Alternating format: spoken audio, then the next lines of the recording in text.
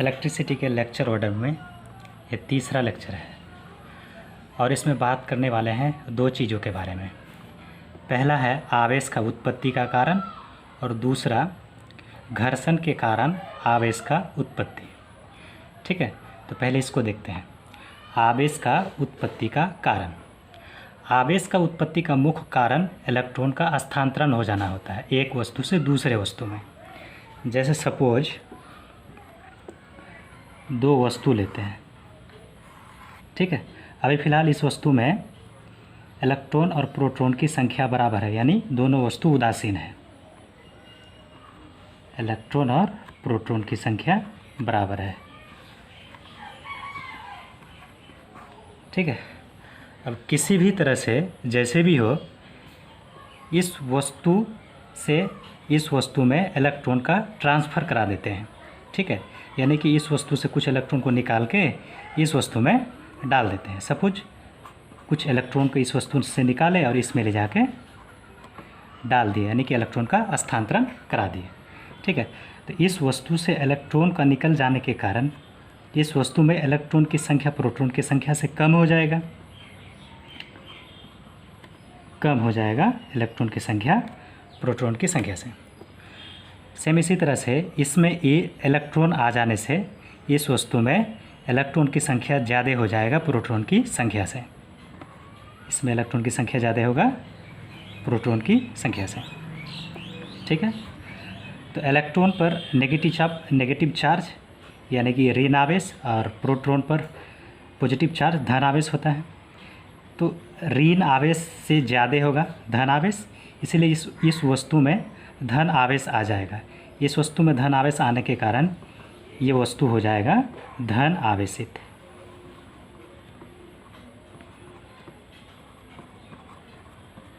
धन आवेशित। सेम इसी तरह से इलेक्ट्रॉन ज़्यादा है प्रोटॉन की संख्या से। इलेक्ट्रॉन पर नेगेटिव चार्ज यानी कि ऋण आवेश, प्रोटॉन पर धन आवेश यानी कि पॉजिटिव चार्ज होता है। तो नेगेटिव चार्ज पॉजिटिव चार्ज से ज़्यादा है, तो इसमें चार्ज आ जाएगा, यानी कि आवेश आ जाएगा नेगेटिव वाला। नेगेटिव चार्ज आने के कारण ये वाला वस्तु हो जाएगा ऋण आवेशित, यानी कि नेगेटिव चार्ज्ड।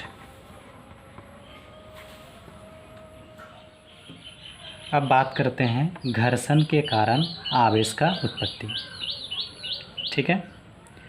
जब दो खास प्रकार के वस्तुओं को एक दूसरे से घर्षण कराया जाता है, तब एक वस्तु से दूसरे वस्तु पर इलेक्ट्रॉन्स का स्थानांतरण हो जाता है। इससे वस्तुओं पर समान तौर की अपेक्षा इलेक्ट्रॉन की संख्या एक पर अधिक हो जाती है तो दूसरी पर कम हो जाती है। वस्तुओं पर इलेक्ट्रॉन्स की संख्या अधिक तथा कम हो जाने से वस्तुएं आवेशित हो जाती है, ठीक है। इसको अच्छे से समझने के लिए धातु व धातु में कुछ बेसिक पॉइंट है, उसको जान लेते हैं, ठीक है। एक धातु लेते हैं, एक व धातु लेते हैं, ठीक है। ये है धातु, ये व धातु है। धातु हो या व धातु सभी परमाणुओं से मिलकर बने होते हैं। तो ये सब है परमाणु यानी कि एटम। एक्चुअली एटम इतना बड़ा नहीं होता है और ना ही इतना दूरी पर होता है, लेकिन इसको समझने के लिए ऐसा बना रहे हैं, ठीक है। सेम इसी तरह से व धातु में भी, ठीक है। अब धातु के परमाणु में, ठीक है, यानी कि मेटल के परमाणु में नाभिक और इलेक्ट्रॉन के बीच कमज़ोर बंधन होता है, ठीक है। कमज़ोर ही सही, लेकिन बंधन तो होता है। इस बंधन को तोड़ने के लिए इसमें कुछ एनर्जी यानी कि कुछ ऊर्जा देना होता है, ठीक है। चाहे वो ऊर्जा एनर्जी हीट एनर्जी दे दीजिए यानी कि ऊष्मीय ऊर्जा, या लाइट एनर्जी दे दीजिए यानी कि प्रकाशीय ऊर्जा, ठीक है। तो अब होता क्या है, रूम टेम्परेचर यानी कि घरेलू तापमान 25 डिग्री सेल्सियस, ये भी एक ऊष्मीय ऊर्जा है और ये 25 डिग्री सेल्सियस ऊष्मीय ऊर्जा कम नहीं होता है। यही वो ऊर्जा है जो नाभिक और इलेक्ट्रॉन के बीच का बंधन को तोड़ने में सक्षम हो जाता है। ठीक है। जैसे ही इनके बीच का बंधन टूटता है, ये इलेक्ट्रॉन इस परमाणु से निकल जाता है। ठीक है, जैसे ये वाला इलेक्ट्रॉन इस परमाणु से निकल गया, इसी तरह से सभी परमाणु में होगा। ठीक है। अब ये इलेक्ट्रॉन जैसे ही निकलता है, ये धातु के अंदर में ही इधर उधर गति करने लगता है, यानी कि रैंडमली गति करने लगता है। जैसे सपोज करते हैं ये वाला इलेक्ट्रॉन एटम से निकला, तो ये इलेक्ट्रॉन इधर से इधर ऐसे ऐसे इधर उधर गति करते रहेगा, यानी कि जिगजैग मोशन में रहेगा। ठीक है, रैंडमली गति करेगा। ठीक, इसी तरह से इसको जो है फ्री इलेक्ट्रॉन कहते हैं। Free electron, free electron. ठीक है, यानी कि मुक्त इलेक्ट्रॉन कहते हैं। अगर 1 मीटर लंबा, 1 मीटर चौड़ा और 1 मीटर ऊंचाई वाले किसी धातु का अगर बात किया जाए, तो इसमें लगभग 10 पे पावर 36 फ्री इलेक्ट्रॉन होते हैं। ठीक है, इतना फ्री इलेक्ट्रॉन होता है धातु में। अब बात करते हैं वधातु की। वधातु के परमाणु में नाभिक और इलेक्ट्रॉन के बीच उच्च बंधन होता है। ठीक है, हाईली बॉन्डेड होता है। और धातु के परमाणु के नाभिक और इलेक्ट्रॉन में लूजली बॉन्डेड होता है। ठीक है, तो वधातु के परमाणु में नाभिक और इलेक्ट्रॉन के बीच उच्च बंधन होने के कारण इसमें कितनों एनर्जी दे दिया जाए, इसका बंधन जल्दी टूटता नहीं है। ठीक है, इसका बंधन नहीं टूटने के कारण वह धातु में फ्री इलेक्ट्रॉन बहुत कम, यानी कि नहीं के बराबर पाया जाता है। ठीक है, वह धातु में फ्री इलेक्ट्रॉन बहुत कम पाया जाता है, यानी कि नहीं के बराबर। ठीक है, तो अगर इस धातु में ज़्यादा ऊर्जा यानी कि ज़्यादा एनर्जी देने की कोशिश करेंगे, तो ये जो इलेक्ट्रॉन है फ्री इलेक्ट्रॉन इस धातु से ही निकल पड़ेगा। सेम इसी तरह से जब दो खास प्रकार के वस्तुओं को घर्षण कराया जाता है इस तरीके से, तो ये घर्षण वाली जगह में उष्मीय ऊर्जा उत्पन्न होता है, यानी कि हीट एनर्जी प्रोड्यूस होता है। ठीक है, यही हीट एनर्जी इस वस्तु से इलेक्ट्रॉन को निकालकर इस वस्तु में ट्रांसफ़र कर देता है। ठीक है, यानी कि स्थानांतरित कर देता है। स्थानांतरित करने के वजह से इस वस्तु में इलेक्ट्रॉन की कमी हो जाएगा और इस वस्तु में प्रोटॉन की संख्या ज़्यादा हो जाएगा। ठीक है, तो इस वस्तु से इलेक्ट्रॉन निकल जाने के कारण इसमें प्रोटॉन की संख्या ज़्यादा हो जाएगा इलेक्ट्रॉन की संख्या से, और ये इस वस्तु में एक इलेक्ट्रॉन स्थानांतरित होकर आने के कारण इसमें इलेक्ट्रॉन की संख्या ज़्यादा हो जाएगा प्रोटॉन की संख्या से। ठीक है,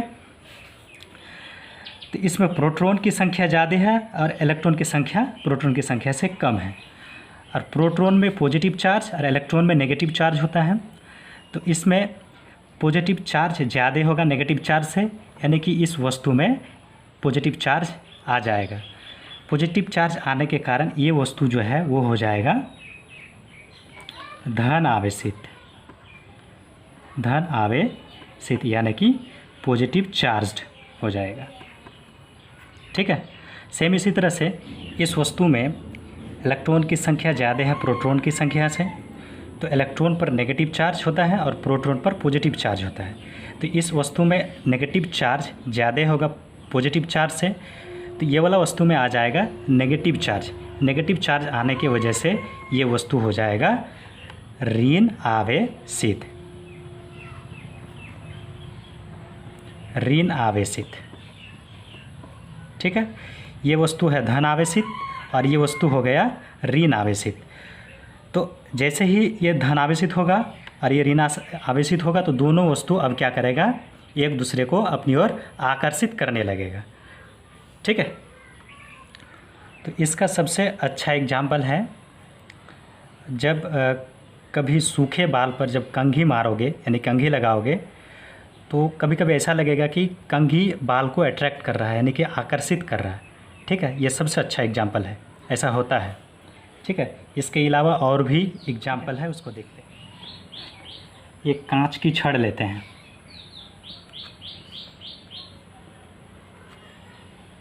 कांच की छड़, ठीक है, और एक रेशम के कपड़े,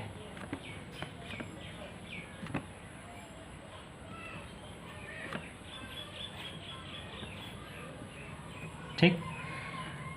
जब कांच की छड़ को रेशम के कपड़े के साथ घर्षण कराया जाता है तब कांच की छड़ से कुछ इलेक्ट्रॉन निकलकर रेशम के कपड़े पर चला जाता है।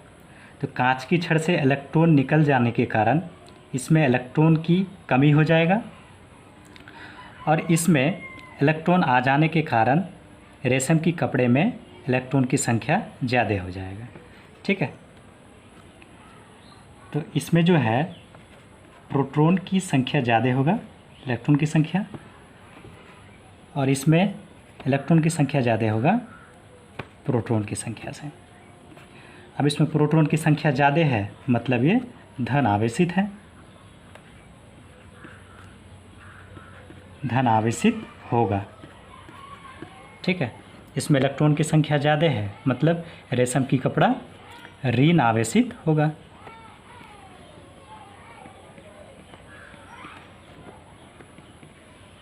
ठीक। इसके अलावा एक और एग्जाम्पल है,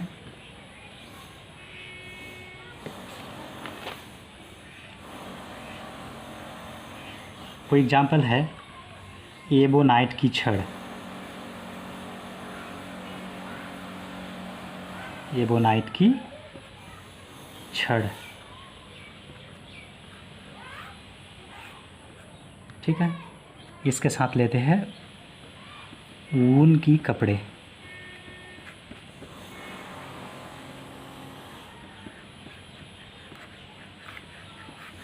ठीक है।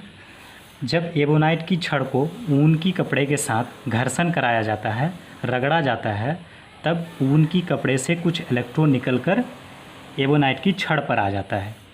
ऊन की कपड़े से इलेक्ट्रॉन निकलने के कारण इलेक्ट्रॉन की इसमें कमी होगा और एबोनाइट की छड़ में इलेक्ट्रॉन आ जाने के कारण इसमें इलेक्ट्रॉन की अधिकता होगा, ठीक है। इसमें इलेक्ट्रॉन की संख्या क्या होगा, कम होगा प्रोटॉन की संख्या से, और इसमें इलेक्ट्रॉन की संख्या ज़्यादा होगा प्रोटॉन की संख्या से। इसमें इलेक्ट्रॉन की संख्या ज़्यादा है मतलब एबोनाइट की छड़ ऋण आवेशित हो जाता है,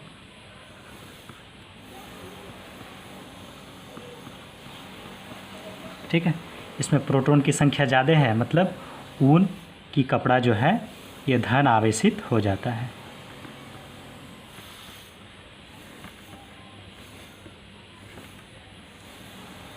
ठीक है। तो इसको सीधा सीधी ऐसा कह सकते हैं, जिस वस्तु से इलेक्ट्रॉन निकलता है वो वस्तु हो जाएगा धन आवेशित, जिस पर इलेक्ट्रॉन जाता है वो वस्तु हो जाएगा ऋण आवेशित, ठीक है। इस वीडियो में इतना ही, थैंक यू।